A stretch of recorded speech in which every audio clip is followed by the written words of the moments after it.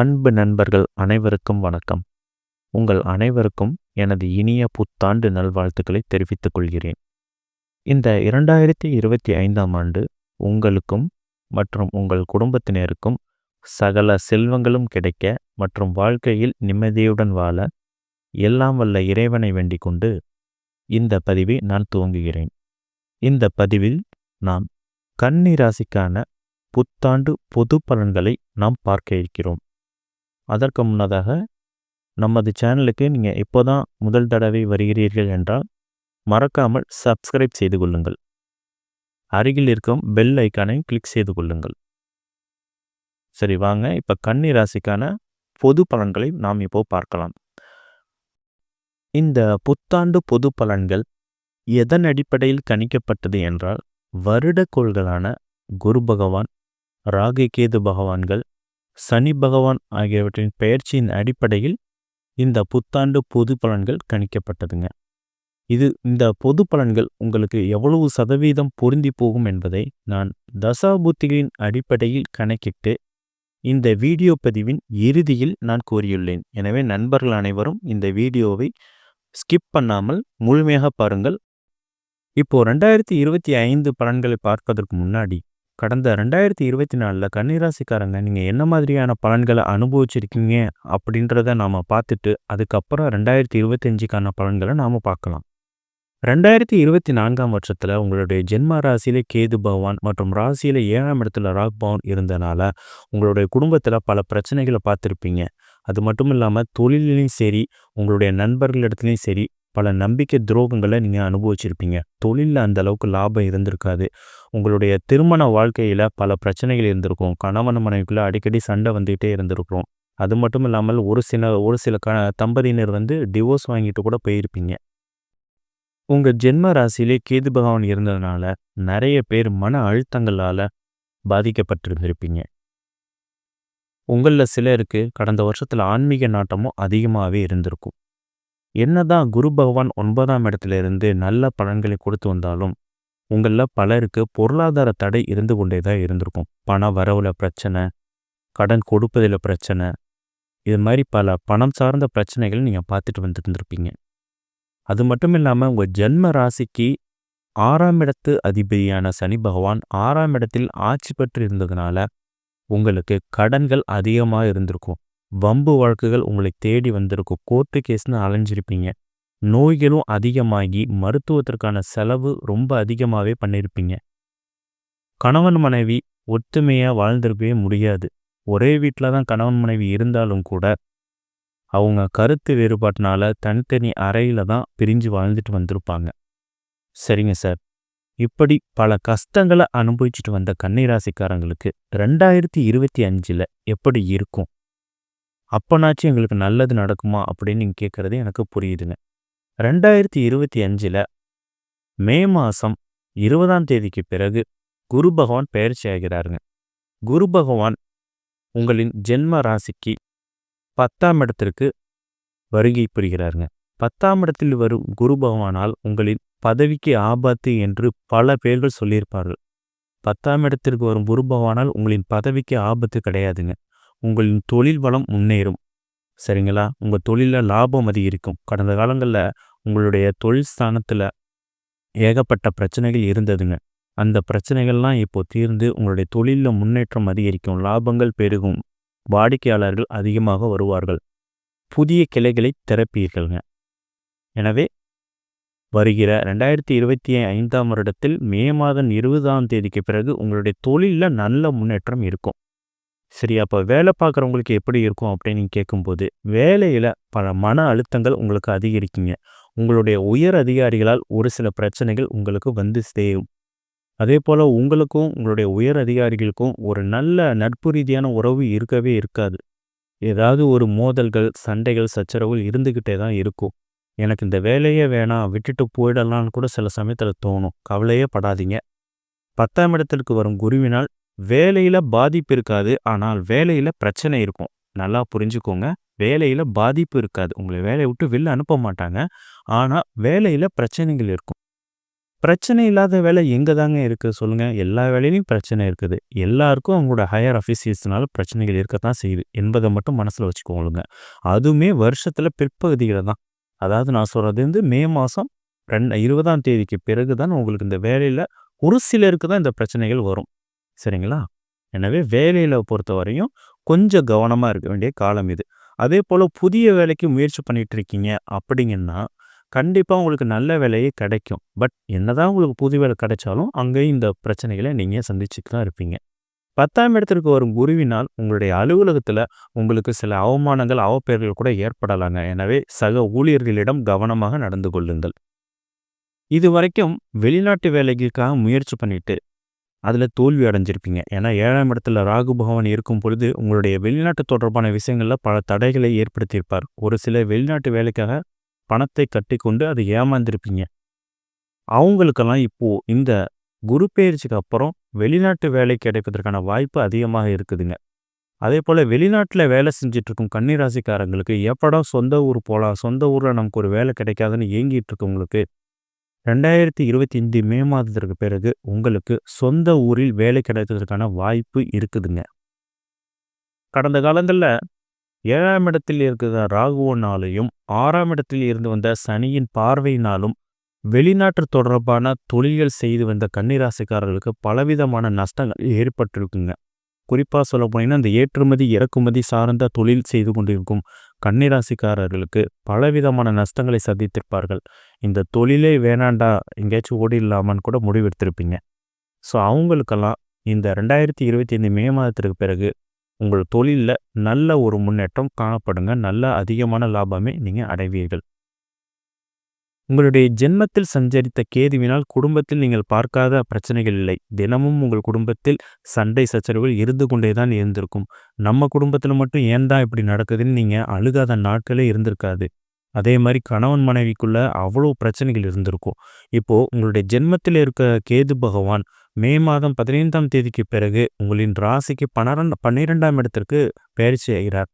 அப்படி பெயர்ச்சி ஆகும்போது உங்கள் குடும்பத்தில் அமைதி நிலவுங்க. கணவன் மனைவிக்குள் இருந்த ஒற்றுமை அ அதிகரிக்கும். அதேபோல உங்களுடைய தாம்பத்திய வாழ்க்கை சிறக்குங்க. கடந்த காலத்தில் திருமணமான கன்னிராசிக்காரங்களுக்கு குழந்தை வரம் கிடைப்பதில் சில பிரச்சனைகள் இருந்து வந்துச்சுங்க. இது ஏன் அப்படின்னு கேட்டிங்கன்னா, 7ஆம் இடத்தில் இருந்த ராகுவினாலும் 6ஆம் இடத்தில் சஞ்சரித்து வந்த சனியின் பார்வையினாலும் உங்களுக்கு குழந்தை வரம் கிடைப்பதில் பிரச்சனை இருந்து வந்ததுங்க. அந்த பிரச்சனைகள் எல்லாம் இந்த வருடம் மே மாதம் 20ஆம் தேதிக்கு பிறகு தீர்ந்து உங்களுக்கு குழந்தை வரம் நிச்சயமாக கிடைக்குங்க. அதேபோல உங்களுக்கு சனி பகவான் மார்ச் மாதம் 15ஆம் தேதிக்கு பெயர்ச்சியாகி உங்களின் ராசிக்கு 7ஆம் இடத்திற்கு கண்டக சனியாக வருகிறார். கண்டக சனியை பற்றி கன்னிராசிக்காரர்கள் கவலைப்பட தேவையில்லைங்க. ஏன்னா குரு பகவானுடைய வீட்டிற்கு தான் சனி பகவான் செல்கிறார். எனவே சுபர் இருக்கும் வீட்டில் சனி பகவான் அவ்வளவு விதமான அசுப பலன்களை செய்ய மாட்டார். எனவே கவலை இல்லாமல் கன்னிராசிக்காரர்கள் இந்த 2025 நடக்கும் சுப பலன்களை நீங்கள் அனுபவிக்கலாங்க.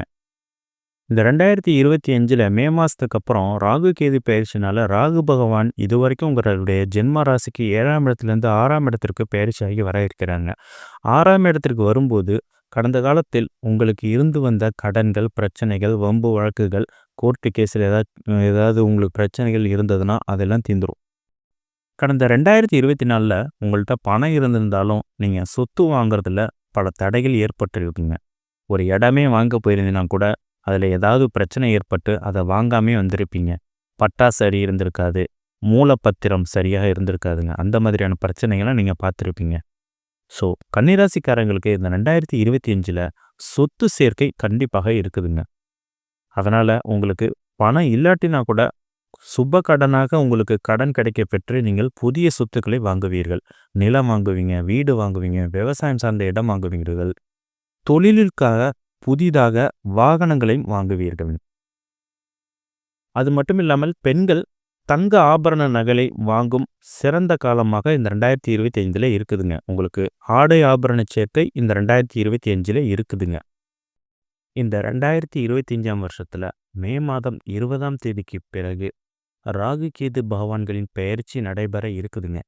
இதுவரைக்கும் உங்களின் ஜென்ம ராசிக்கு 7ஆம் இடத்தில் சஞ்சரித்து வந்த ராகு பகவான் மே மாதம் 20ஆம் தேதிக்கு பிறகு உங்களின் ஜென்ம ராசிக்கு 6ஆம் இடத்திற்கு வரப்போகிறாருங்க. 6ஆம் இடத்திற்கு வரும் ராகு பகவானால் உங்களுடைய பழைய கடன் பிரச்சனைகள் எல்லாம் தீருங்க. இதுவரையும் கடனை கட்டவே முடியல, இந்த கடனை நான் எப்படி தான் கட்டுவேன்னு நீங்கள் நினச்சிட்டு இருந்த கடனெல்லாம் ஈஸியாக உங்களுக்கு நீங்கள் கடனை அடைச்சிடுவீங்க. பொருளாதார முன்னேற்றம் அதிகமாக காணப்படுங்க. அதே போல் கடந்த காலங்களில் உங்களுக்கு ஏதாவது உடம்புல ஏதாவது பிரச்சனை ஏற்பட்டிருந்ததுன்னா கூட அந்த பிரச்சனைகள் எல்லாமே இப்போ சரியாகிடுங்க. மருத்துவ செலவு குறையுங்க. உங்கள் உடல்நலம் நல்ல ஆரோக்கியத்தோடு காணப்படுங்க. அதே மாதிரி கன்னிராசிக்காரங்களுடைய மனைவிக்கு ஏதாவது உடல்நலத்தில் பிரச்சனைகள் இருந்தாலும் கூட அந்த பிரச்சனைகள் தற்போது தீர்ந்து ஒரு ஆரோக்கியத்துடன் அவர்கள் வாழ்வார்கள்ங்க. கன்னிராசிக்காரர்களின் பிள்ளைகள் இந்த வருடத்தில் அதிக மதிப்பெண் பெற்று தேர்ச்சி அடைவார்கள்ங்க. அது மட்டுமில்லாமல் அவர்கள் விரும்பிய பாடப்பிரிவு விரும்பிய கல்லூரியில் படிப்பதற்குண்டான வாய்ப்பு இந்த 2025 இருக்குதுங்க. அரசு தேர்வுக்காக முயற்சி செய்து வரும் கன்னிராசிக்கார மாணவர்களுக்கு இந்த வருடத்தில் உங்களுடைய அரசு பணிக்கான கனவு நிறைவேறுங்க. டிஎன்பிஎஸ்சி, டிஆர்பி, டெட், ஆர்ஆர்பி போன்ற தேர்வுகளுக்கு முயற்சி செய்து வரும் மாணவர்கள் இந்த வருடம் மே மாதத்தில் 20ஆம் தேதிக்கு பிறகு உங்களுக்கு வெற்றி வாய்ப்பு கைகூடுங்க. மருத்துவம் பயில்வதற்காக நீட் போன்ற தேர்வுகளுக்கு ப்ரிப்பேர் ஆகி கொண்டிருக்கும் கன்னிராசிக்கார மாணவர்களுக்கு இந்த ஆண்டு உங்களுடைய நீட் தேர்வினை நீங்கள் தேர்ச்சி அடைவீர்கள். உங்களுக்கு கவர்மெண்ட் மெடிக்கல் காலேஜில் சீட் கிடைப்பதற்கு உண்டான வாய்ப்பு 100% இருக்குதுங்க. எனவே நீட் தேர்விற்கு ப்ரிப்பேர் ஆகி கொண்டிருக்கும் கன்னிராசிக்கார மாணவர்கள் சற்று கடினமாக உழைத்தீர்கள் என்றால் உங்களுக்கு நீங்கள் விரும்பிய கல்லூரியில் இடம் கிடைப்பதற்குண்டான வாய்ப்பு இருக்குதுங்க. இந்த 2025ஆம் வருஷத்தில் கன்னிராசிக்காரங்களுக்கு ஏற்படக்கூடிய 5 முக்கியமான மாற்றங்கள் என்ன என்பதை நம்ம பார்க்கலாங்க. முதலாவதாக சுபகாரிய தடைகள் அகலுங்க. சுபகாரிய தடைகள் நீங்குவதால் திருமணம், வீட்டில் கிரகப்பிரவேசம் நடைபெறுவது, காதணி விழா நடைபெறுவது போன்ற சுப நிகழ்ச்சிகள் அனைத்தும் உங்கள் வீட்டில் நடைபெறுங்க. அடுத்தபடியாக வேலை மாற்றம், இடமாற்றம், தொழில் மாற்றம், வீடு மாற்றம் ஆகியவை ஏற்படுங்க. இந்த மாற்றத்தினால் உங்களுக்கு அதிக அளவில் நன்மைகள் கிடைக்குங்க. மூன்றாவதாக கடந்த காலங்களில் உங்களுக்கு தீராத நோய்கள் எதுவும் ஏற்பட்டிருந்ததுன்னா அந்த நோய்கள் அனைத்தும் தற்போது நிவர்த்தியாகி உங்கள் உடல்நலம் நல்ல ஆரோக்கியத்துடன் காணப்படுங்க. மருத்துவ செலவு குறையுங்க. நான்காவதாக பயணத்தினால் அலைச்சல் அதிகரித்தாலும் உங்களுக்கு ஆதாயம் ஏற்படுங்க. தொழில் விஷயமா நீங்கள் மேற்கொள்ளக்கூடிய பயணம் என்பது சிறு சிறு தடைகள் ஏற்பட்டாலும் இறுதியில் வெற்றியை காண்பீர்கள்ங்க. ஐந்தாவதாக உங்களுடைய வேலையில் சிறு சிறு பிரச்சனைகள் ஏற்படும். அது உயரதிகாரிகளாலும் இருக்கலாம், உங்கள் உடன் பணிபுரியும் சக பணியாளர்களுடனாலும் ஏதாவது பிரச்சனை ஏற்படலாங்க. ஆக மொத்தத்தில் வேலையினால உங்களுக்கு சில பிரச்சனைகள் ஏற்படும். கவலை வேண்டாம். அதுவும் கொஞ்சம் காலத்திற்கு அப்புறம் தான் குரு வக்ர பயிற்சிக்கு பிறகு அந்த நிலையும் மாறிடுங்க. இப்போ நான் சொன்ன பொது பலன்களில் உங்களுக்கு எவ்வளவு சதவீதம் கிடைக்கும் அப்படின்னு நீங்கள் கேட்டிங்கன்னா அது உங்களுடைய தசாபுத்தியை பொறுத்து தாங்க இருக்கு. இப்போ உங்களுக்கு புதன் திசையோ சுக்கிர திசையோ வளர்பிறை சந்திர திசையோ நடைபெற்றுச்சு அப்படின்னா உங்களுக்கு 90% நற்பலன்கள் கிடைக்குங்க. அடுத்தபடியாக குரு தசை, சுப கிரகங்களின் பார்வை பெற்ற ராகு தசை மற்றும் சூரிய தசை நடைபெற்றுச்சுன்னா உங்களுக்கு 80% பலன்கள் கிடைக்குங்க.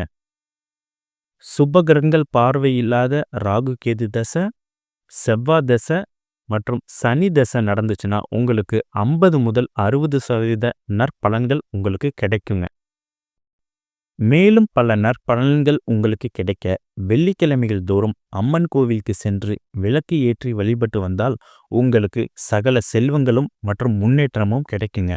அது மட்டுமில்லாமல் அமாவாசை தினத்தன்று உங்களுடைய குல தெய்வத்தினை வழிபட்டு வருவது உங்களுக்கு பல்வேறு சிறப்பினை பெற்றுத்தரும் என்று கூறி இந்த பதிவை நிறைவு செய்கிறேன். இதுவரைக்கும் இந்த பதிவை முழுமையாக பார்த்த உங்கள் அனைவருக்கும் நன்றி. மறக்காமல் நமது சேனலை சப்ஸ்கிரைப் செய்து கொள்ளுங்கள். இந்த வீடியோவை ஒரு லைக் செய்துவிட்டு உங்கள் உறவினர்கள் மற்றும் நண்பர்களுக்கு ஷேர் செய்யுங்க. உங்களுக்கு ஏதாவது சந்தேகம் இருந்ததுன்னா கீழே கமெண்ட் பாக்ஸில் கமெண்ட் பண்ணுங்க. உங்கள் கமெண்ட்ஸுக்கு உடனடியாக பதிலளிக்கப்படும். நன்றி, வணக்கம்.